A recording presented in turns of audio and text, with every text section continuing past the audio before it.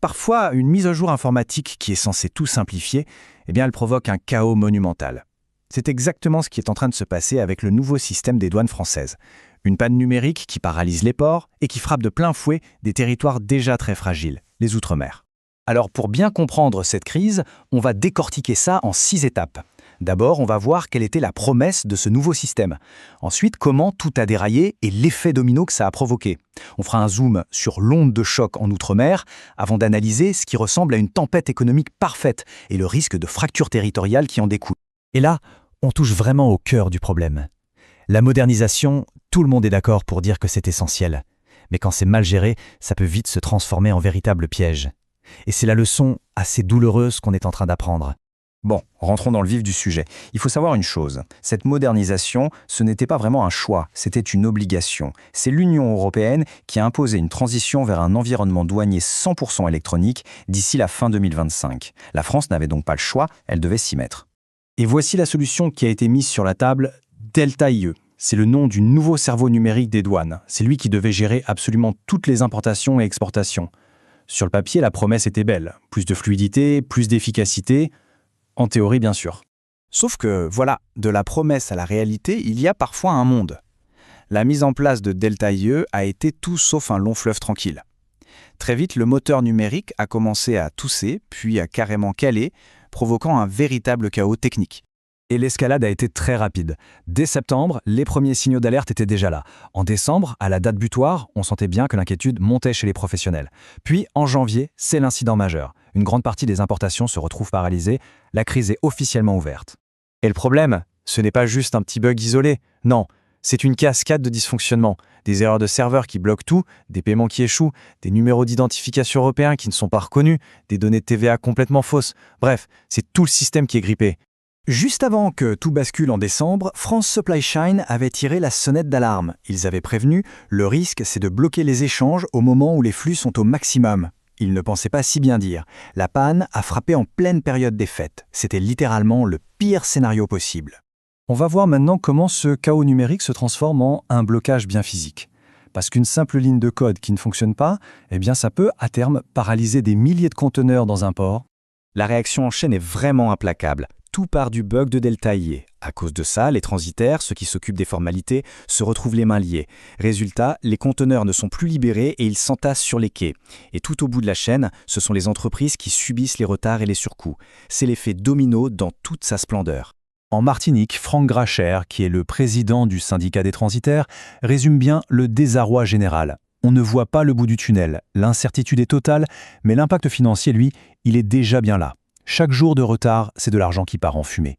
Les conséquences sont donc multiples, des retards de livraison, des coûts qui explosent, et ça va même jusqu'à une perte de compétitivité. Face à ces blocages, certains flux commerciaux sont déjà déviés vers des ports concurrents, comme Anvers ou Rotterdam. C'est la France qui perd du terrain. Mais si la situation est déjà grave pour l'Hexagone, elle devient carrément critique pour les territoires d'outre-mer.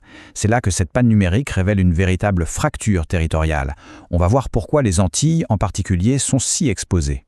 Pour bien comprendre l'onde de choc, il faut partir d'une réalité qui existe depuis longtemps. La vie est déjà beaucoup plus chère aux Antilles. En 2022, les produits alimentaires coûtaient plus de 40% de plus que dans l'Hexagone.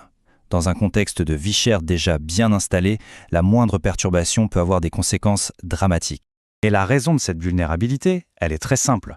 Une dépendance massive aux importations. En Martinique, par exemple, 85% des marchandises viennent de l'extérieur. Dans ces conditions, bloquer les importations, c'est mettre à l'arrêt la quasi-totalité de l'économie. Le sentiment sur place, c'est celui d'un gros embouteillage, comme le décrit Jean-Claude Florentini du groupement des importateurs antillais. On n'est plus face à un simple désagrément technique, là. La situation devient une menace économique inquiétante et sensible pour toute la population. Le problème, c'est que la panne de Delta-IE n'arrive pas dans un ciel bleu. Elle vient s'ajouter à une série d'autres pressions économiques qui, toutes combinées, créent les conditions d'une tempête parfaite, surtout pour les Outre-mer. Premier élément de cette tempête, le MACEF, une nouvelle taxe carbone européenne. L'idée, c'est d'éviter la fuite de carbone, c'est-à-dire que les entreprises délocalisent leur production dans des pays moins regardants sur l'environnement. Dès 2026, cette taxe va s'appliquer sur des produits essentiels comme le ciment ou l'acier. Et l'impact pour les Antilles est immédiat et chiffré. Rien que pour le ciment, qui est un matériau clé pour le bâtiment, on estime le surcoût à 3,4 millions d'euros par an. C'est une charge énorme pour des économies qui n'ont pas d'alternative locale pour produire ce genre de matériaux. Deuxième élément, la réforme de l'octroi de mer, une taxe locale historique et très controversée. D'un côté, la Cour des comptes veut la réformer en profondeur, parce qu'elle estime qu'elle participe à la vie chère. Mais de l'autre, les élus locaux s'y opposent. Ils craignent une perte de revenus vitaux et affirment que le problème est ailleurs. C'est un dossier explosif qui rajoute beaucoup d'incertitudes. Et enfin, il ne faut surtout pas oublier le troisième élément, qui pèse déjà très lourdement, l'inflation. Avec un pic à 5% en Guadeloupe en 2023, le terrain était déjà miné.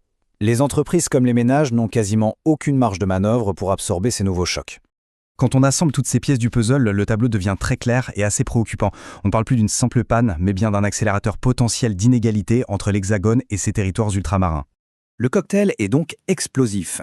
La panne de DL Caillé, combinée au MAF, à l'incertitude sur l'octroi de mer et à l'inflation, tout ça pourrait provoquer une hausse des prix, fragiliser encore plus les entreprises locales, créer des pénuries et au final creuser encore davantage le fossé avec l'Hexagone. C'est la cohésion même de ces territoires qui est menacée.